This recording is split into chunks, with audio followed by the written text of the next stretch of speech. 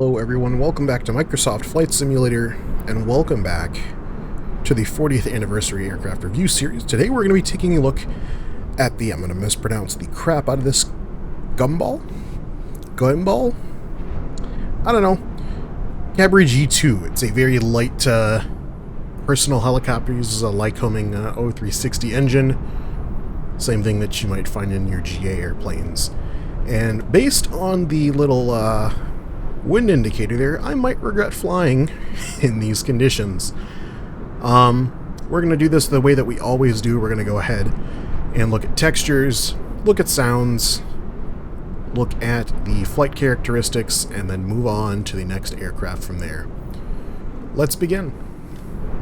So jumping straight in on the textures, it seems to be more of the Asobo MO of taking what was to be a payware aircraft and just purchasing it, and that's okay.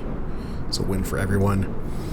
Textures looking very good all around. I like the bluing on the exhaust manifold there. A little bit rough on some of those AN lines, especially compared to the very, very legible Champion ignition system there.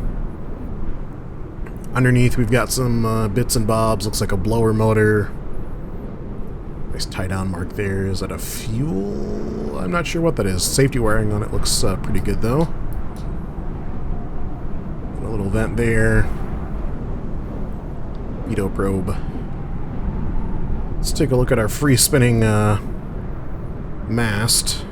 We might have to find a new place to fly out of, but that's all looking very nice in the main rotor swash plate area. Rotor head's looking good as well. There is our exhaust. Oh, that's very good. You can actually look in through the shroud. If I can stop, maneuver my stick appropriately. I do not know. There was a point where I had the rates set really nice for my stick here and got undone. But that's looking very nice in there. The heat shielding. And from a different angle I could actually see one of the cylinder heads, so that's very good. This would pass the sample see-through test if it were a turbine engine, for sure. Lots of bits and bobs to take a look at. But that's our exhaust port there sticking out of the top, blows directly into the main rotor, which interestingly enough it looks like there's a little bit of exhaust marking on there, so that's pretty cool.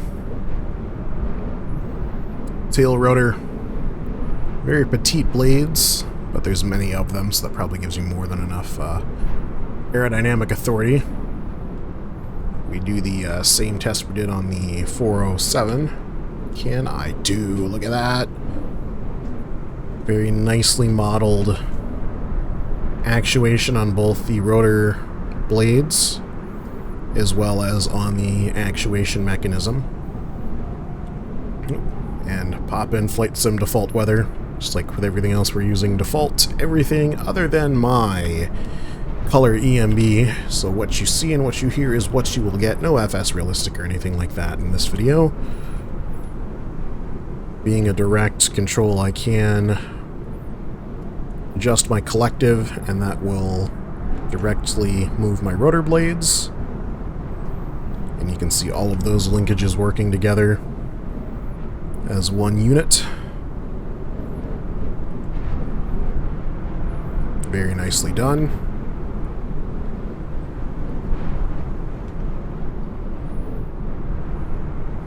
And then going to the outside view, I think it's going to be a similar story where most of your cockpit orientation is going to be what you would see in the real world, which it is. That's what we like to see, so awesome. We'll go ahead, get inside, get a startup done, and potentially look for a new place to fly, because we're about to blow over sitting on the ground. Alright, inside of the cockpit of the G2, relatively nice instrumentation, nice and clear. No real textures falling apart that I can note. Maybe the seats at a really high zoom level. But that looks to be about it.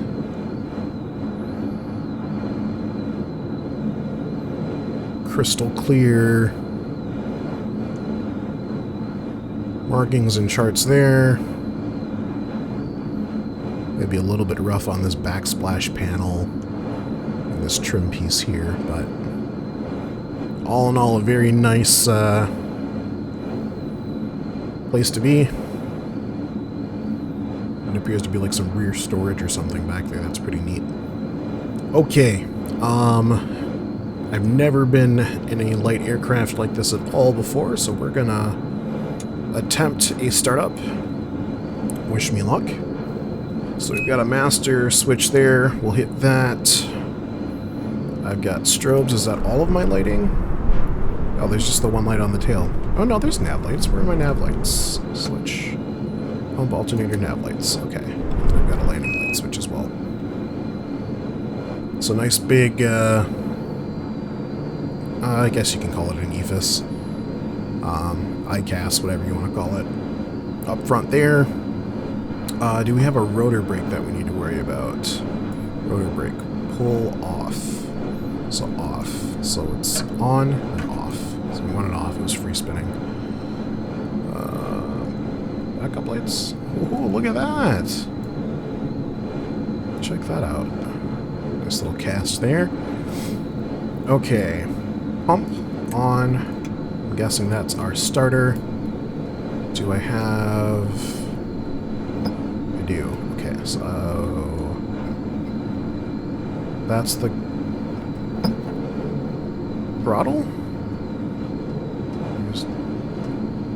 I can hear a mixture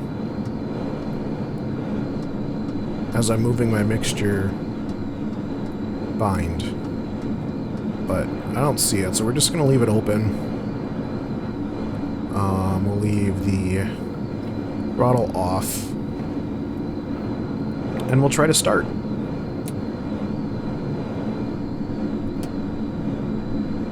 Oh, that's the clutch. We want that off. So how do I go about starting you? So it looks like there's something on the front here. There is. So the governor and the start switch. So I'm assuming the governor was off, so we'll go start. That did nothing. Okay, so we have the engine now started, and we're now ready to engage the clutch to the main rotor. And to do that, we're going to, by the way, mixture's up here. I found it. That's the snapping I was hearing. So we're going to bring our engine RPM up just a little bit. It's about 2,000-ish. And then we'll blend the clutch. Oh, engine stalling.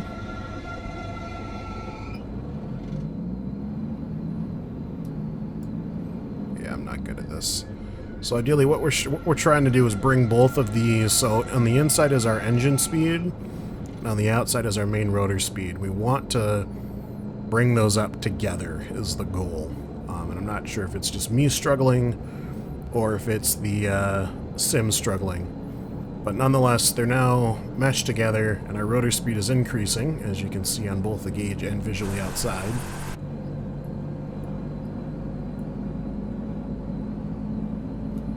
And we're just going to keep adding more engine RPM until we get our rotor arc over here in the green.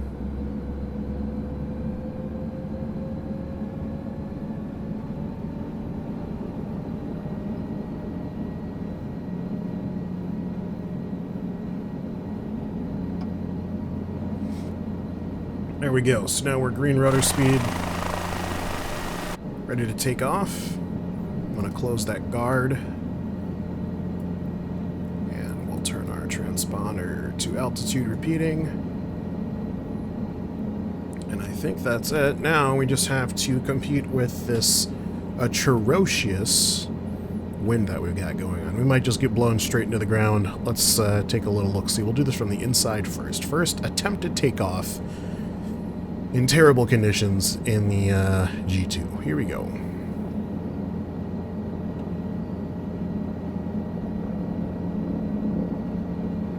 So yeah, we're getting blown pretty good, but it's not terrible.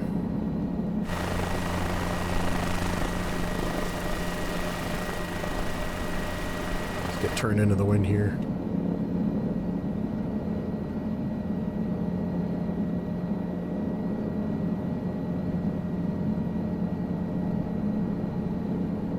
This wind's probably whipping off of those mountains there. A little bit touchy on the anti-torque pedals. I notice I get a whole lot of nothing, nothing, nothing, nothing, nothing, and then the helicopter just starts to snap. So, especially when going to the right. Nothing, nothing, nothing, nothing, nothing, nothing, nothing, nothing, nothing, nothing, nothing, nothing, nothing, nothing. And then it just starts to snap, so. I don't know. Let's do a lap around this lake, and then we'll come in and touch back down here.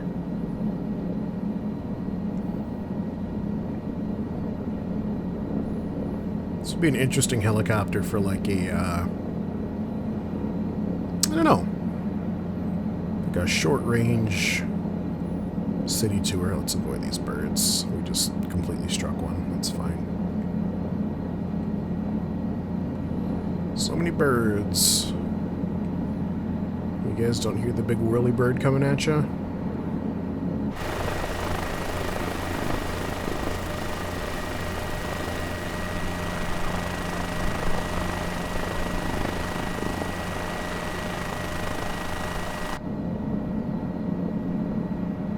Fun little guy to buzz around in. Looks like your V&E is just above 120 knots, so you're not going to be going anywhere super fast. And this is not a fast world, even in the realm. Fast helicopter, even in the world of helos, but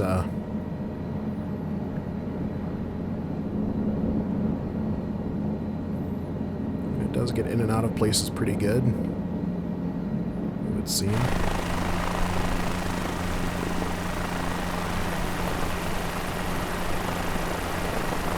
Going in that courtyard over there. I know I said I was going to do a lap of the lake, but I'm getting distracted otherwise.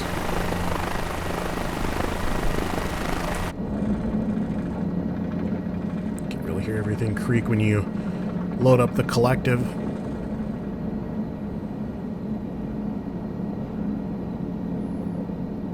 That's just some low poly stiff. Pretty nasty looking storms out there in the distance though. Turn out to the left here.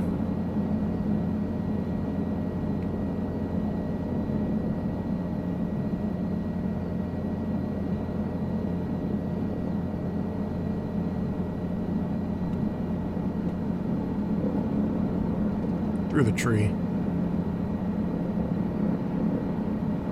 Get some low level flying.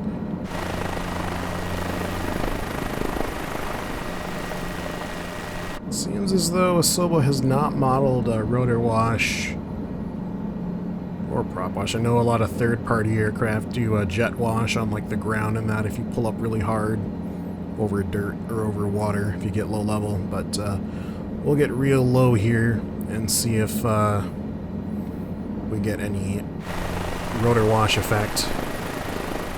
Basically just kiss the skids on the ground here.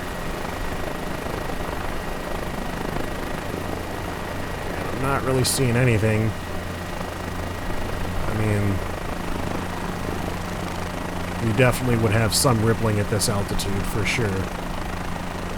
But nonetheless, I don't see anything, so let's continue on our little journey here.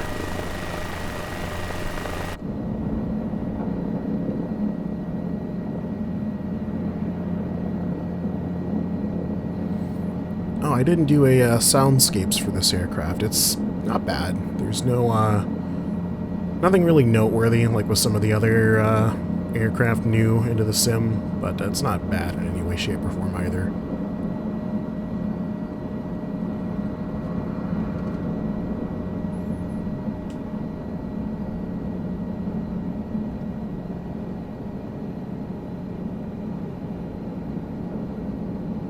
So back at our origin airport here.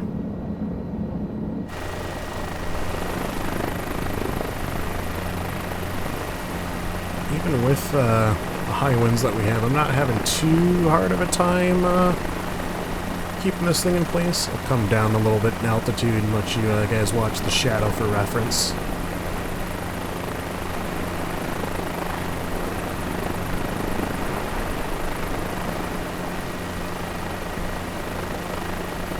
all in all, it does position well. I just wish there was a little bit better of a built-in curve with the rudder pedals, or the anti-torque pedals, I should say. And that's something you can adjust in the sim. It's just I believe it's an overall curve versus like in sims like DCS, you can do aircraft by aircraft.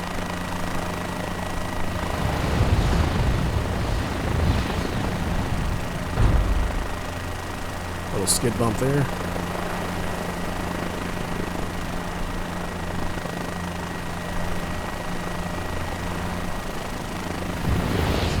Okay, that's cool. I like that. I've got to see if it does it on the 407. So when you get underneath the rotor wash, you get blasted with wind. That's cool. I like that.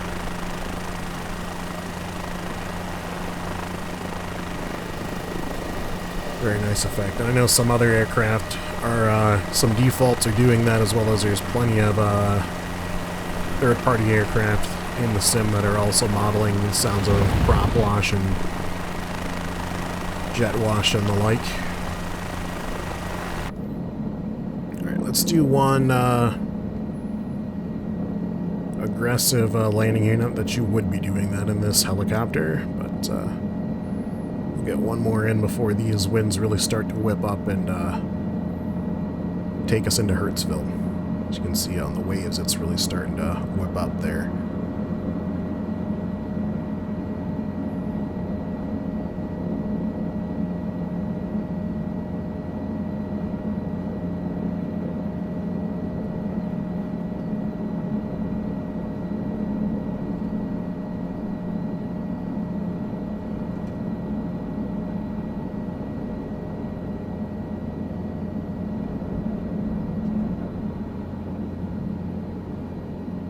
Yeah, not too bad. I like it. This is almost like in the LSA category, if there was one for helicopters. Definitely a fun little guy to fly if you're trying to check out like a new scenery pack that you downloaded or some of the built-in scenery in the sim. This would be a good helo for it. It's going to be a lot lighter, a lot nimbler than the 407. Oh my goodness, that was a rough touchdown. Let's try that again. Let's get faced into the wind. There we go. A little bit of forward motion. Just a little bit.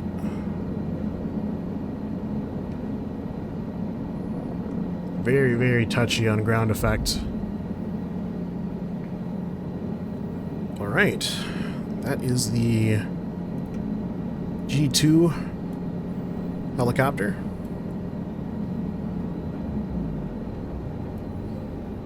We'll go for a shutdown here. Our motors spun down to about 150 RPMs. We'll wait for the rotor RPM to get below 450, and then we will apply our rotor brake. So there's 430. We'll go ahead and grab that rotor brake.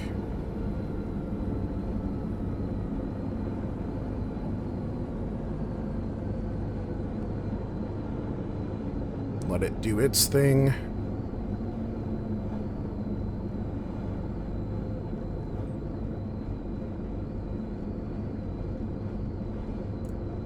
I almost wish there was a way to turn it on and lock it, and maybe there is, I'm not sure, but nonetheless, there we go. Gas engine's still running.